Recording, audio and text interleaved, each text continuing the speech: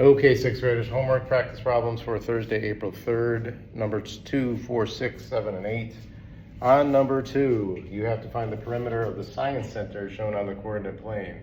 So first thing you probably want to do is to determine how many sides are on this polygon. So let's call this side 1. We've got 2, 3, 4, 5, 6, 7, 8. So once again, we have an octagon.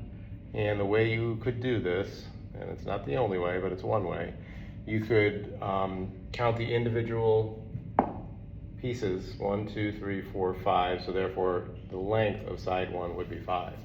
Now, you could also take the coordinates for this side here, 5 and 10, and 10 and 10. And remember, the y coordinates here don't change, but the x coordinates of 5 and 10 do change. So the difference between those two coordinates is always going to be the length of that side.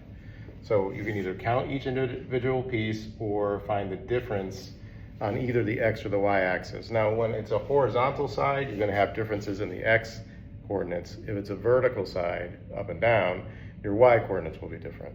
So I know some students like to do both ways, and either way is fine.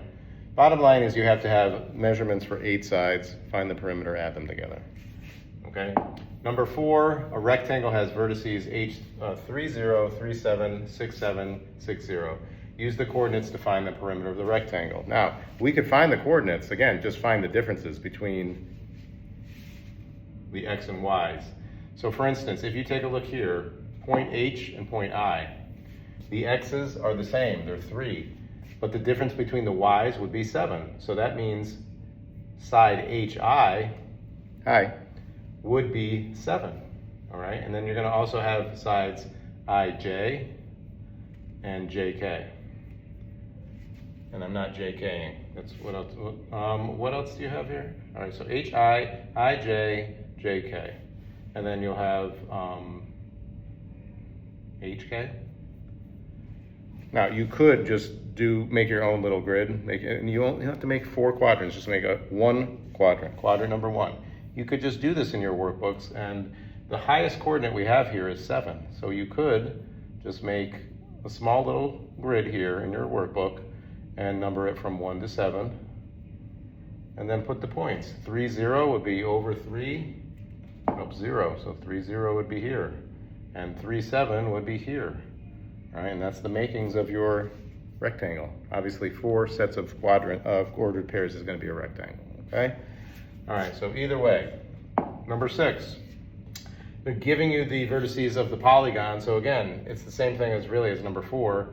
You could either look at the coordinate pairs, for instance, 2, 3, and 4, 3. So again, this is going to be one of those horizontal sides where the x coordinates change. There's a difference of 2, and the y coordinates don't. So the side JK would have a length of 2. And again, there are 4 sets of ordered pairs, so this would be some sort of quadrilateral. My guess is it would be a rectangle again. All right, so you can use that, or again, if you need to, make the grid. Now the highest coordinate in this one is also 7. So again, something you could do, you've got room. You could make a little quadrant 1 grid over there if you wanted to.